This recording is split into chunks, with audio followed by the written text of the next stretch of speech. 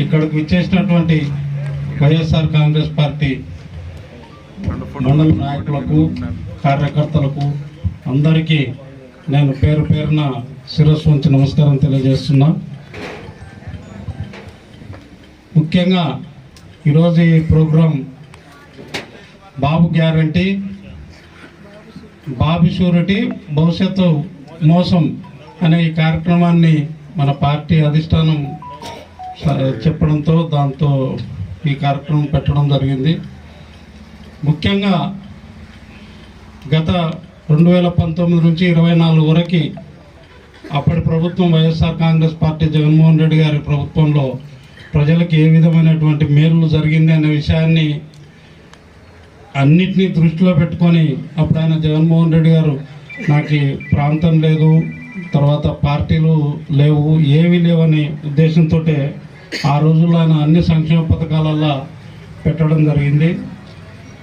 ఇప్పుడు ఈ ప్రభుత్వం 2024 ఎలక్షన్ల ముందు ఈ సూపర్ 6 కానీ 143 వాగ్దానాలు చేసి ప్రజలకి మేము ఇవన్నీ చేస్తాం, జగన్ కన్నా నేను ఇంకా ఎక్కువ చేసి చూపిస్తానని చెప్పి ఈ అధికారంలోకి రావడం జరిగింది.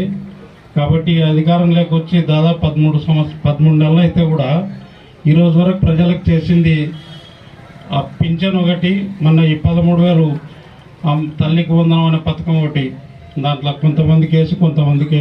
ఒక స్త్రీ అయి ఉండి మేమే ఆమె వెంబడి తిరుగుతూ ఉంటే మాకు కాళ్ళు వస్తుంటే మేడం గారు ఎంత హుషారుగా, మీరు అందరూ కూడా గమనించుంటారు, ఎంత హుషారుగా ప్రతి ఇంటింటికి గడప గడప చేసిందంటే మళ్ళీ అలాంటి వ్యక్తిని మనము మరి మరొకసారి ఎమ్మెల్యేగా చేసుకోవాలనేటువంటి బాధ్యత మనకి మన అందరిపైన కూడా కలిగి ఉంది.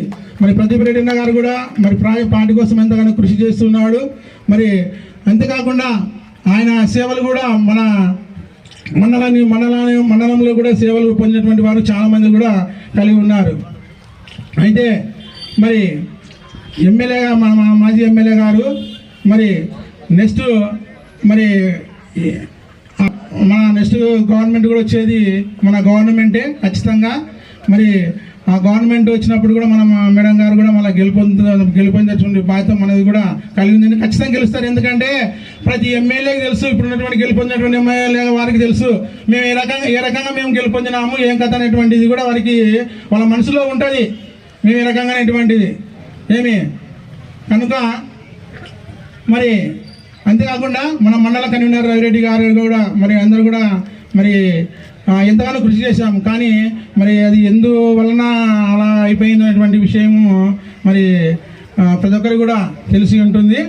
మరి అంతేకాకుండా మరి ఉచిత సాగికి వచ్చినటువంటి కార్యకర్తలను కూడా ఎందుకంటే ఈరోజు ముఖ్యమైనటువంటి సమావేశం బాబు గారు చేసినటువంటి వాగ్దానాలను ప్రజల్లోకి తీసుకెళ్ళాలి.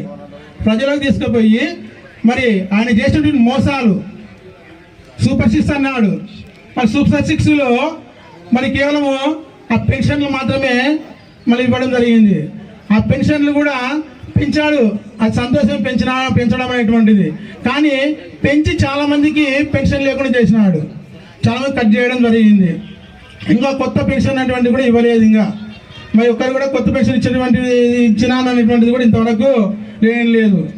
ఇంకోటి మరి ప్రతి ఆడబిడ్డకి, ప్రతి ఇంట్లో ఉన్నటువంటి ఆడబిడ్డకు మరి 18 సంవత్సరాల నుంచి 50 సంవత్సరాలు ఉన్నటువంటి వారికి అంతా కూడా ప్రతి నెల 15,000 రూపాయలు ఇస్తున్నాడు. ఆ లెక్కన 18,000 రూపాయలు సంవత్సరం 18,000 రూపాయలు అవుతుంది. అదే మన జగన్మోహన్ రెడ్డి గారు మరి అప్పుడు కూడా ఏం చేశాడు, 10 సంవత్సరానికి 18,000 రూపాయలు కూడా మరి ఇచ్చాడు. కానీ ఈయన మాత్రం ఏమంటున్నాడు, నేనైతే ఇప్పుడైతే వారికి నేను ఇవ్వలేను. అది కూడా ఏమంటా ఒకవేళ ఇచ్చేటట్లయితే ఎవరైనా కానీ ఉన్నతమైనటువంటి స్థానం ఉన్నటువంటి వారు పారిశ్రామికవేత్తలు ఎవరైనా ముందుకు వచ్చి ఆ పేదవాళ్ళను ఎన్నుకోవాలి. ఆ పేదవాళ్ళు కూడా ఎవరంట సెలక్షన్ చేసినటువంటి వారు మాత్రమే, మరి అందరు కాదు. ఎందుకంటే మన రాష్ట్రంలో ప్రతి ఒక్కరు కూడా ధనికంగా పేదవాళ్ళు అనేటువంటిది కూడా ఎవరు కూడా లేరంట, చాలామంది లేరంట. ఎవరో తక్కువ పర్సెంటేజ్ అని చెప్పి చెప్పడం జరుగుతూ ఉంటుంది. కానీ అలా కాదు, వాగ్దానం చేసేయంటే ఆ వాగ్దానం ప్రకారంగా నెరవేర్చాలా. అంతేకాకుండా ఈ తల్లి వందనంలో కూడా మరి చాలామంది కూడా మరి ఇంతవరకు కూడా కొంతమందికి కూడా రాని పరిస్థితి ఉంది. మరి రైతు భరోసా మరి లేకుంటే సుఖీభవ అన్నదా సుఖీభవ అనేటువంటిది ఇంతవరకు కూడా మరి వేయలేదు. మరి అది కూడా ఈ నెల ఆ నెల అంటున్నారు, ఈ నెల ఆఖరికి అంటున్నారు. మరి అది కూడా మనం చూడాలి, అది కూడా ఎంతమందికి వేస్తారు ఏం కదా అనేటువంటిది. దాంట్లో కూడా ఎంత మాత్రం ఉన్నటువంటిది మోసం ఉంటుందో అది కూడా మనము గమనించాలని తెలియజేస్తున్నాను. అలాగనే మరి నిరుద్యోగ వృత్తి అంటున్నాడు. చదివినటువంటి వారికి అంతా కూడా నిరుద్యోగ వృత్తి ఇస్తాను 3,000 రూపాయలు అన్నాడు. గతంలో కూడా ఇస్తానని చెప్పి మరి దాంట్లో కూడా కొంతమందికి మాత్రమే మరి ఇవ్వడం జరిగింది. మరి ఈసారి ఇంతవరకు కూడా దాని అబద్ధమైనటువంటిది మరి ఇవ్వలేదు ఇంతవరకు. మరి నిరుద్యోగులు కూడా ఎదురు చూస్తూ ఉన్నారు, ఎప్పుడెప్పుడు ఇస్తాడా ఏం కదా అనేటువంటిది. అప్పుడు కూడా ఎలక్షన్ల టైంలో మాత్రమే ఆయనకు గుర్తొచ్చేది ఎప్పుడు అంటే ఫస్ట్ నుంచి చేయడు. మన జగన్మోహన్ రెడ్డి గారు చేసినట్ల ఫస్ట్ నుంచి చేయడు.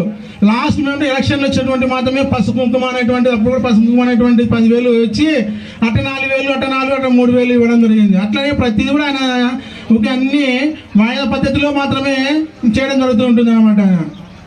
మరి అలాగనే నిరుద్యోగులకు కూడా నిరుద్యోగ వృత్తి అనేటువంటిది కల్పించాలా.